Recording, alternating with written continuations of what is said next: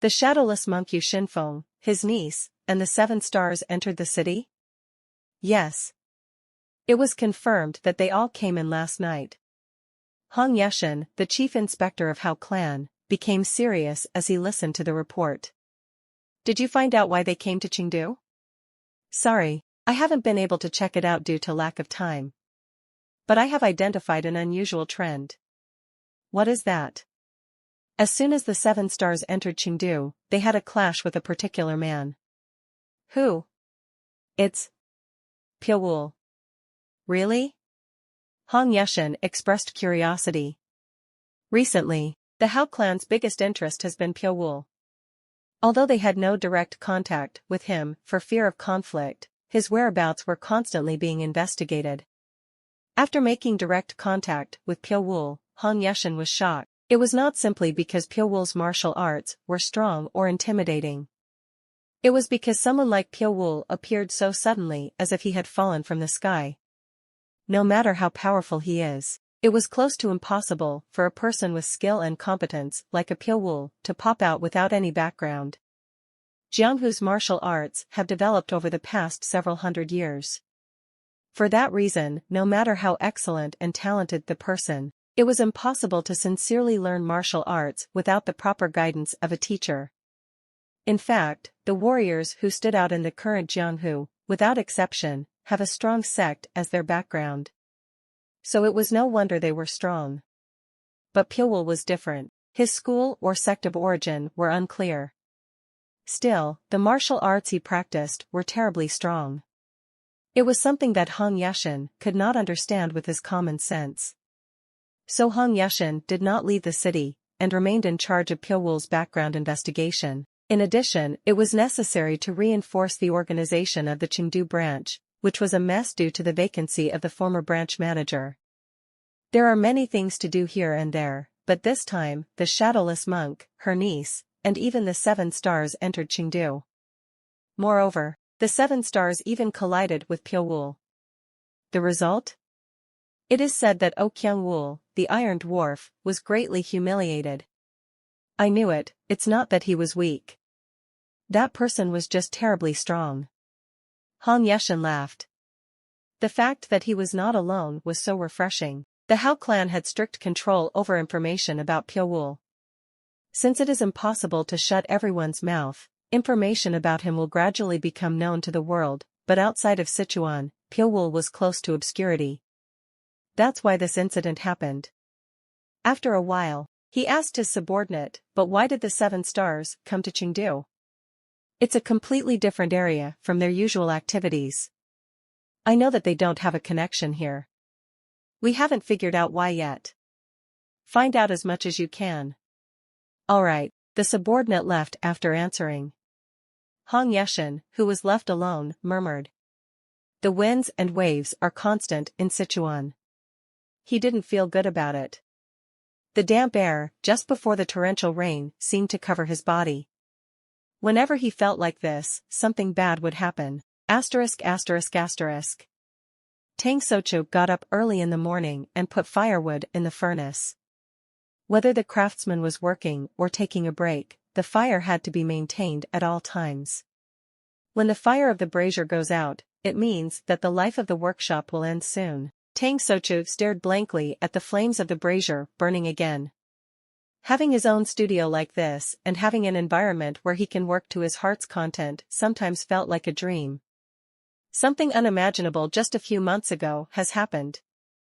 Who? After staring at the flames for a long time, Tang Sochu sighed and got up from his seat. Tang Sochu headed to the front of the workbench. Pieces of thin wrought iron plates were scattered on the workbench. These are the things that Tang Sochu has put a lot of effort into over the past few days. Although it is said to be soft iron, it has excellent strength because it was a blend of several other metals. In order to complete the wrist armor that Piao Wu ordered, he first made a skeleton or a frame of the soft iron plate. The soft iron plate had to move smoothly enough not to interfere with the movement of the hand, but it also had to have strong durability to protect the arm from the sharpness of a blade. None of the workshops in Chengdu had the skills to make such a wrought iron plate, and no craftsman was so skillful. In the end, Tang Sochu had to do it all by himself from start to finish. Fortunately, his efforts of the past few days were not wasted, and he managed to create a soft iron plate which he liked. Now, all that remains is to connect each wrought iron plate and add leather on top. Tang Sochu moved to the back of the workshop. There was an old, shabby warehouse at the back of the workshop. The old craftsman who was the previous owner stored various iron ingots and materials in that warehouse which was attached to the workshop. The old craftsman handed over the ingredients from the warehouse to Tang Sochu at once. Most of the materials in the warehouse were cheap iron ingots, but if he searched really well, he would occasionally find useful items. Tang Sochu opened the warehouse door, hoping that it would be the same again this time. Squeak! The rusty hinges squeaked, revealing the scenery inside the warehouse. The inside of the warehouse was so dark that even in broad daylight, it was only possible to distinguish the shape by lighting a lamp. Tang Sochu leaned on a lamp and searched the warehouse. After searching for a while, he finally found what he was looking for. Okay, there's still some useful stuff left. What he held in his hand was thick leather. The area of the leather was still quite large, perhaps because it was not yet cut. If it was this size, it seemed that there would be a large amount left even after making the wristbands. Tang Sochu tried to come out again with only 2 pieces of leather. But a strange movement was caught in his eyes. Something moved deep inside the warehouse. He could have easily mistaken the shadow as the shaking movement of the lantern, but Tang Sochu had a gut feeling that wasn't the case. Even though he didn't learn martial arts, he was still a man who inherited the blood of the Tang family. His eyesight and physical strength were far superior to that of an ordinary person. Without fear, he walked to the spot where he detected the strange movement. Who are you? He lit the corner of the warehouse with a lamp.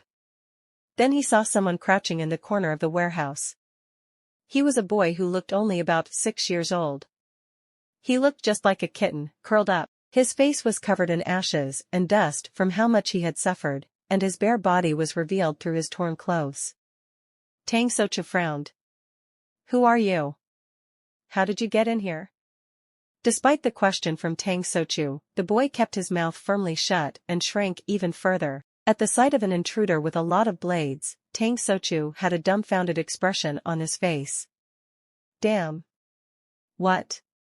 He wanted to forcefully pull him out, but seeing him so vigilant, it didn't seem like he was going to be pulled out easily.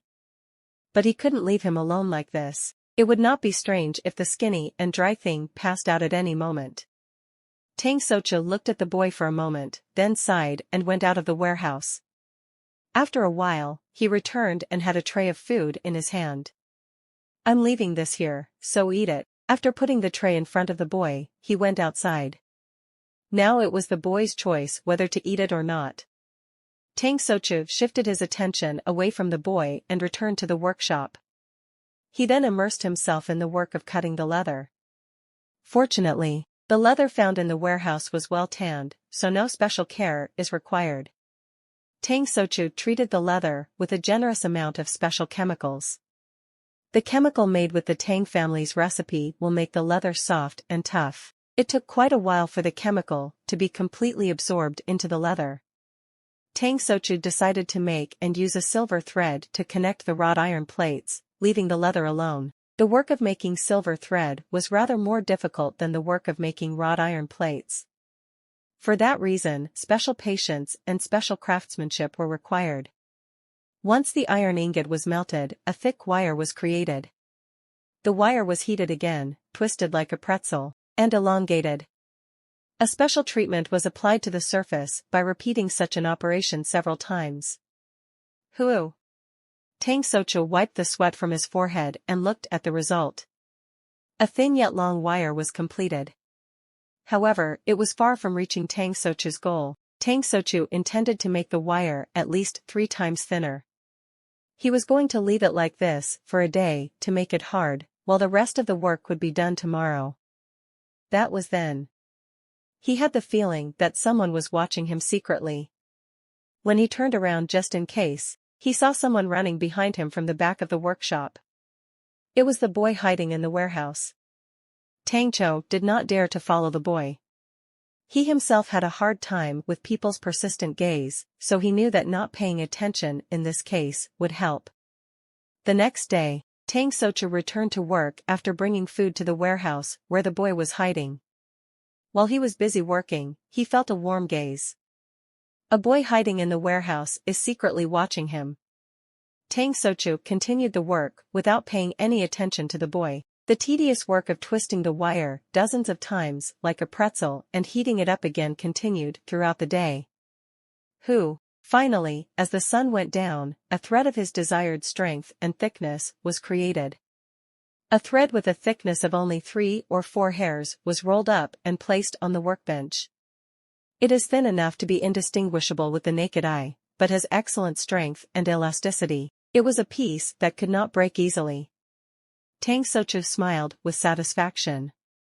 Tang Sochu, who had been appreciating his work for a moment, looked back. The boy who was spying on him previously was nowhere to be seen. Tang Sochu headed to the warehouse. All the food given in the morning was empty.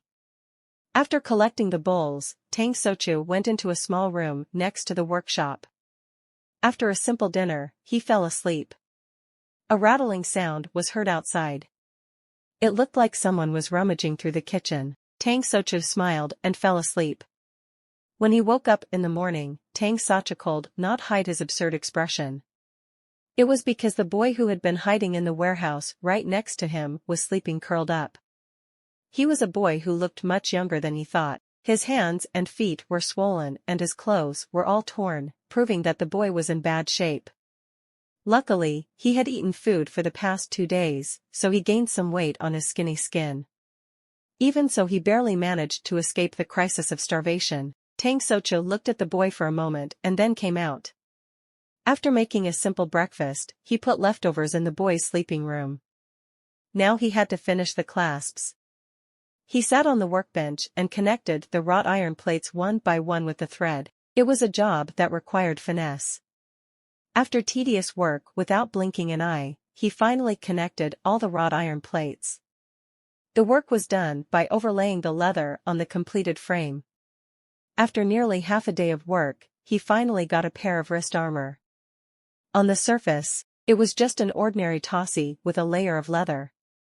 He thought he was being too modest, but then he shook his head. Because he knows that what Pyowool really cares about is practicality.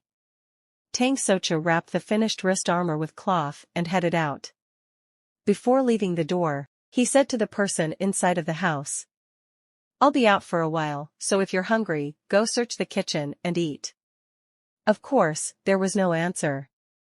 It wasn't something he was expecting to hear anyway, so he closed the door and headed to the guest house where Pyowool was staying. During the making of the wrist armors, he never came out, so much that the sun dazzled his eyes.